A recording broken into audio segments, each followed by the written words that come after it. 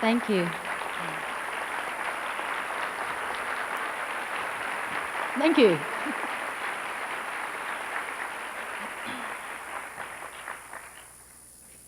Thank you very much. May I first say what an honor it is for me to be asked to participate in this Peace Prize Forum. I have to admit to feeling slightly out of my league when I was told about the other participants. However, as my sister put it, when I told her about Ambassador Moose, the Minister Buerta, Ambassador San, Dr. Lundenstad, and the other speakers here, she said, well, you're just about crazy enough to try it. And she was right, and so here I am. For me, the most striking part of the theme of this year's forum is the second part, searching for common ground. Striking because it seems that that is very rarely what is going on in the world today. Rather, much of our time seems to be spent in trying to discover as much difference between us and those others, whoever those others are, and then using those differences to foment anger, jealousy, greed, meanness, warfare. All over the world, we see conflict and oppression based on differences, differences of race, of religion, of ethnicity, of gender, and of class. The theme is also striking because it talks of seeking common ground, not eliminating or ignoring differences, but looking for those things that unite us all. And striking for me particularly, because in my homeland, that is an exercise that is just beginning, and an exercise that is proving hard and exciting. Particularly striking because as we look around the world and right here in this country, we can see how much energy is being put into tearing us apart, not trying to bring us together. It seems that the new motto for much of the world should be, to those who can foment the most division, go the spoils. So we have in the former Yugoslavia, Serbian forces who are known to have committed some of the worst atrocities in our lifetime, being offered more and more concessions, determining how much, if any, humanitarian aid can reach those they have attacked. We have the German government responding to increasing attacks by neo-Nazis on foreigners by limiting admission of foreigners, and particularly refugees, into that country.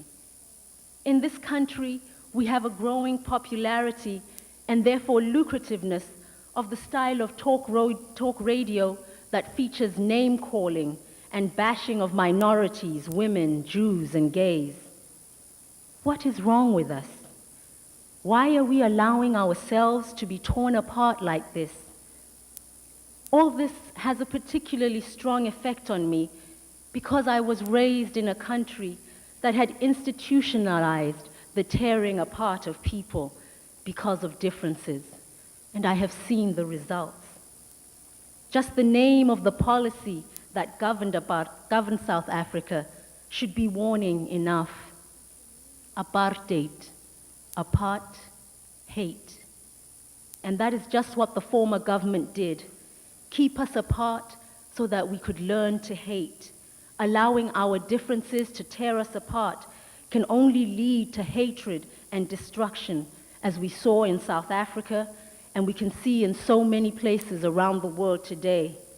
It is imperative that we seek common ground and come together if we are to survive. It is a shame that we continue to allow differences, religious, racial, ethnic, to be such an issue in this day and age. And even more of a shame that today, rather than moving forward to a point where we can accept and appreciate our differences, we seem to be moving backwards to a feeling, a belief that those different to us in some way are a threat to us. It is particularly sad when we realize that from the very beginning of our lives, we are created differently. There are no two of us, not even identical twins, who are exactly alike in every aspect of our makeup. And it is this difference that makes us unique and special to our parents, to our siblings, to our friends, to ourselves. And if I'm beginning to sound a little bit like Barney here, you have to forgive me. I have a 2.5-year-old, and therefore we watch more Barney than Masterpiece Theater in my house. I know that sometimes it is hard to value our differences, to see them as something that sets us apart from everybody else, that gives us our own particular place in our family and our community, that gives us a particular role to play. And I know that it is even hard for parents sometimes to value the differences in their children. I know on many occasions my parents had to think very hard to find reasons for appreciating the fact that I was so different from my older sister. I can never remember them having to sit her down and talk about bad report cards, notes from teachers, complaints from choir masters or brownie pack leaders, the kind of conversations that they seem to have with me ad nauseum.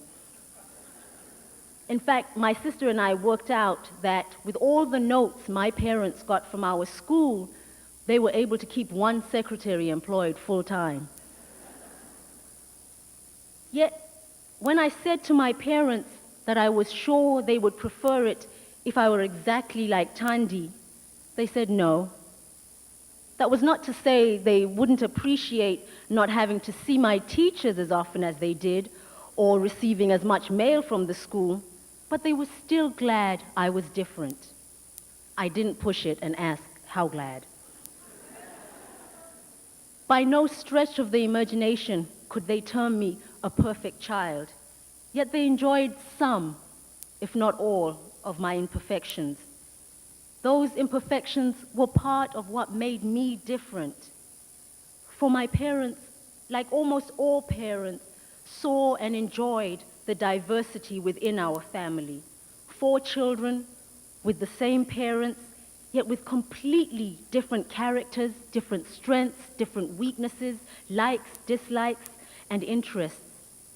And those differences amongst us made our times together more exciting, more challenging, and even more enjoyable. One thing in particular my parents said to me after one of our many conversations about my decidedly less endearing differences has always stayed with me. In trying to stop me from believing that my wildness would drive them to write me off completely, my parents said, "God does not make mistakes." Well, at that time I thought, fine, God doesn't make mistakes, but you probably think you did. Then I heard my father making that same statement over and over again in sermons he would preach to black congregations in South Africa. God doesn't make mistakes. God made you black for a reason. He made you a woman for a reason. He made you Tutu for a reason. God does not make mistakes. She made you the way you are because she needs you the way you are. You have a unique role to play in this world, a role you and only you can play. Only then did it strike me how empowering that statement actually is. If God does not make mistakes, then I am important because I am me. I am here because I am different, and no one and nothing can take that away from me. My value is simply in who I am, a human being made in the image of God. That is the common ground. We are all of infinite value simply because we are made in God's image, alike in that way, yet different in so many other wonderful, ways from all other human beings. That statement was empowering to me as a young person who many considered a wild one who would self-destruct, but also as a Black South African in a society that tried to convince me that not only was I a nobody, but also that I was actually nothing because of the color of my skin. A society that taught that that particular difference determined everything else about me. A society that tried to convince me that this difference in race led to a vast, unbridgeable divide between me and those of other racial groups. That tried to show that there is no common ground between blacks and whites. That we blacks are so genetically inferior that even our humanity was questionable. When I was a college student in Kentucky, I took part in a tour sponsored by the American Friends Service Committee and the Lutheran World Federation that had a group of us driving around the country for 2 weeks, talking about apartheid and its effects. As part of the program, we would show different movies in different places we were, and there was one particular movie that I remember, and I think it was called The White Tribe of Africa, I'm not sure, but it concentrated on the Afrikaners. And in it, over and over, white South Africans are explaining to the interviewer why apartheid is necessary. And over, their refrain was that blacks aren't like us. And one woman in particular, I remember, was sitting in the garden talking to the interviewer and talked about how blacks were so different. She said, just look at their houses. We could not live in such small houses. But they will put 15 or even 20 people in a 3-roomed house. And as I would watch that movie, I would think back to my grandmother's house in a government-built township where people didn't have the right to build their own homes, had no choice in the design of their homes, and recall how, yes, there was very often more than 15 of us living in that 3-roomed house. And I would think, what gall to blame us for a policy they have imposed on us? And you know what I only recently realized?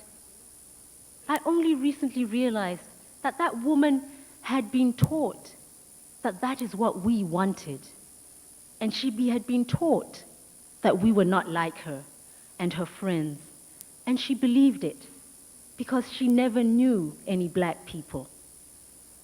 To me, what is even sadder than that is the fact that if you were to ask her, if she would have told you not that she knew some black people, but that she knew blacks. If you were to have asked her, she would have told you of the marvelous relationship that she had with her girl, that middle-aged woman who cooked for her, cleaned for her, and probably raised her children for her. Or how fond she was of her garden boy, that man who was probably somebody's grandfather, and that these were her blacks, and that they knew and understood one another. And she would have told you that because of her knowledge of her gardener and her housekeeper, she had knowledge of all blacks. And yet, she probably had no idea where those 2 close blacks lived when they were not in her household, how many people the salary she paid them supported, who was raising that housekeeper's children while she was raising the madam's. Yet she and the vast majority of white South Africans swore that they knew us and that we were different. I wonder if you can imagine how it makes you feel to know that you have been judged and found wanting before you ever open your mouth, take a step, or are even born. How it feels to know that others believe they know you, know how you will react, know your capabilities, know your limits, because they know the color of your skin. How it feels to walk in the country of your birth and know that people have no interest in learning about you, in getting to know you, not because of anything you have done or said, but because they already know you, and they know that there is nothing of interest about you because you are so different. That they know you are a slow thinker, as one of our former prime ministers put it. That they know you are dirty, lazy, immoral. That they know you have absolutely nothing in common with them. There are many awful things that the South African white minority governments did under apartheid. But I truly believe the most heinous crime they committed was trying to convince us and themselves that we, because we are different, are inferior and somehow not properly made in God's image. That in fact, in making us, God had made a mistake. And yet for all the oppression they made us undergo, one of the saddest aspects of apartheid is to think of what their self-image must have been. It is true that we always saw white South Africans proclaiming themselves superior, lording it over the rest of our country's population. But a community that must base its sense of worth on the debasing of others different from itself must have a very poor sense of self to begin with. Don't you remember your parents always telling you that that playground bully must be a very unhappy child? And didn't you always think, yeah, not as unhappy as he's making me, though? Well, one of our family friends said basically the same thing when he was talking about his experiences of being tortured by the South African secret police. Tom Mantata was a worker for the South African Council of Churches. And he told us that one day when he was in particular agony, a thought came to him that he must pray for his torturers. For he said, and I quote, "I worried what had happened to their humanity. What did they have to do to themselves internally, emotionally, in order to experience pleasure in what they were doing to me?" Unquote. Now, I'm not sure that I can go as far as Tom and feel sorry for those torturing me, but I could see the point he was making, that those people must have objectified themselves in order to objectify him. That any oppressor must dehumanize themselves in trying to dehumanize those they oppress. That those who use difference to downgrade one sector of society are in fact debasing the whole of society. While Tom was speaking particularly about South Africa, the use of diversity to divide is something that has a long and a continuing history. But it seems to me it is important in stating that this has happened and continues to happen should not mean that we then sit back and say, well, that's the way it is, was, and evermore shall be. Rather, the very distorted use of the differences between us must be an impetus for us to change the use to which diversity has been put.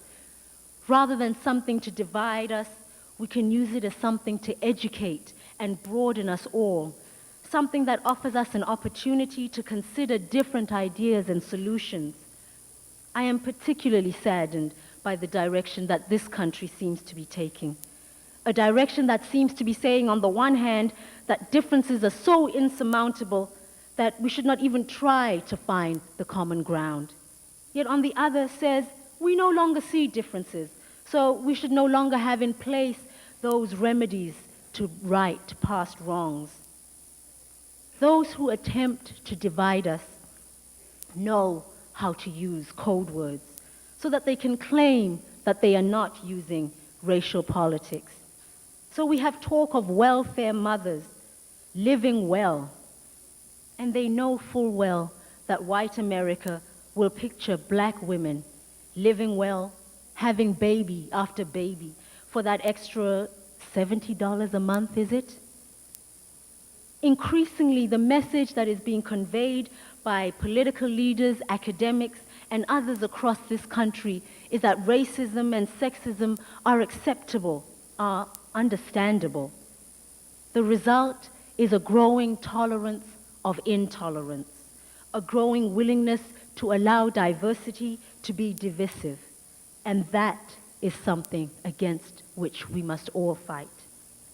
We have to be willing to stand and say that the differences amongst us and between us are no cause for concern, that as long as our different looks and beliefs lead to no disrespect, then they are something to celebrate. Why should we feel threatened by someone else's differences? The only reason I can see is an insecurity, a lack of self-worth. I have always found it something of an enigma and a shame that the people who fear differences the least are our youngest and least powerful people. A shame because rather than harnessing that enjoyment of difference that our children seem to have, we teach them to fear it, and how quickly they learn. I was so shocked a couple of years ago in England when it was reported that 2 7-year-olds who had initially claimed they had been attacked by a black man on their way home finally broke down and told the police that they had been afraid they would get into trouble for getting home late, and so had come up with that story. They knew the effect that simple description, a black man, would have. What are we doing to our children? But the fact that this fear is learnt should give us hope, for if we can teach fear of diversity, then we can also teach respect of it. But to teach respect for it, we must first start with the common ground. And for me, that most powerful, most fundamental common ground is our shared humanity. Whenever one group has oppressed another, it has first started by calling into question the humanity of those to be oppressed. So we must first start by refusing to accept a definition of any one group that denies its humanity. I used to get very upset with many in the anti-apartheid struggle in this country because they would talk about Afrikaners as a group of crazy people. And I refused to buy into this kind of thinking because it seemed to me simply the flip side of the apartheid coin. Also, that definition meant that they were not as responsible for their actions as normal people were. In the same way, I get upset when I hear people defined or characterized by some other nationalist, ethnic, or religious trait.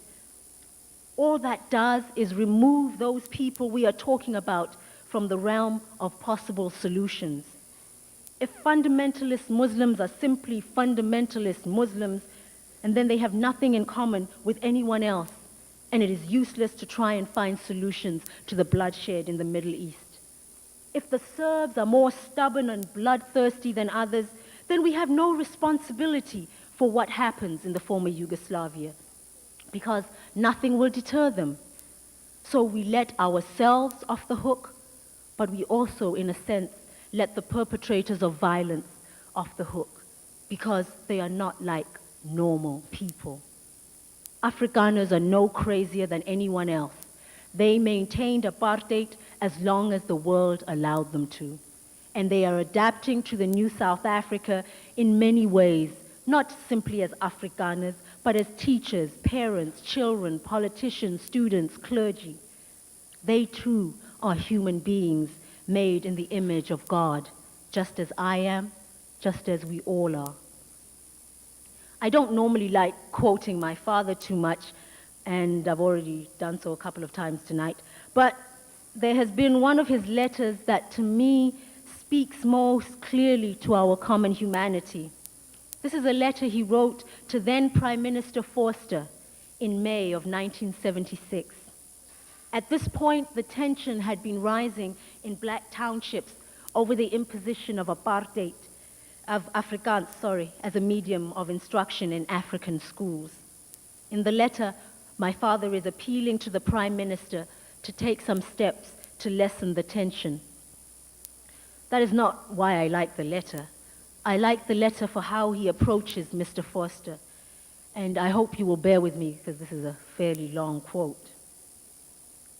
I am writing to you, sir, because I know you to be a loving and caring father and husband, a doting grandfather who has experienced the joys and anguish of family life, its laughter and its gaiety, its sorrows and its pangs.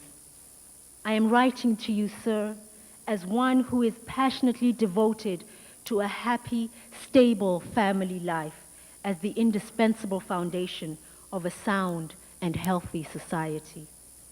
You have flung out your arms to embrace and hug your children and grandchildren, to smother them with your kisses. You have loved, you have wept, you have watched by the bed of a sick one whom you have loved. You have watched by the deathbed of a beloved relative. You have been the proud father at the wedding of one of your children. You have shed tears by the graveside of one for whom your heart has been broken. In short, I am writing to you as one human person to another human person, gloriously created in the image of the self-same God. There is the common ground. And as I went over this presentation this past weekend, I was struck by how true that appeal holds all over the world, as I read in the newspaper accounts of the marriage of one of the most feared Serb commanders, this man who is accused of some of the worst atrocities in the Bosnian War, loves and is loved by somebody. That must mean there is a part of him that shares a common humanity with all of us here. The challenge is to find the proper channels and mechanisms to harness that humanity. I'm not saying that we are going to have all the answers anytime soon, but I believe that at the very least, we must stop dehumanizing those whom we oppose. Because if they are not human, then there can be no common ground. And God made a mistake. But I truly believe God doesn't make mistakes. Thank you.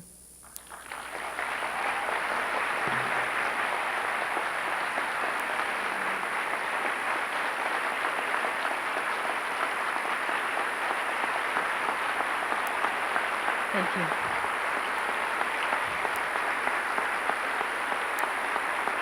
Thank you. Thank you. Thank you so much. Thank you.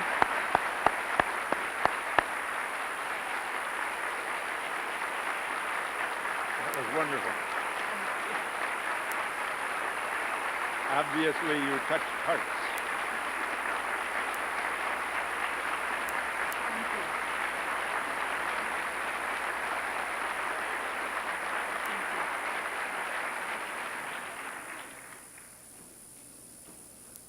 Thank you very, very much. I wanted to, in fact, I'm going to get it. I thought as Naomi Tutu spoke to us that we had before us a symbol of what is written in a sentence in this little book that she's going to get from Nelson Mandela at his Nobel lecture in Oslo last year. At the southern tip of the continent of Africa, a rich reward is in the making. An invaluable gift is in the preparation. And I thought we certainly had that symbolized for us as we watched and heard Naomi Tutu speak to us this evening. Thank you very much. Thank you.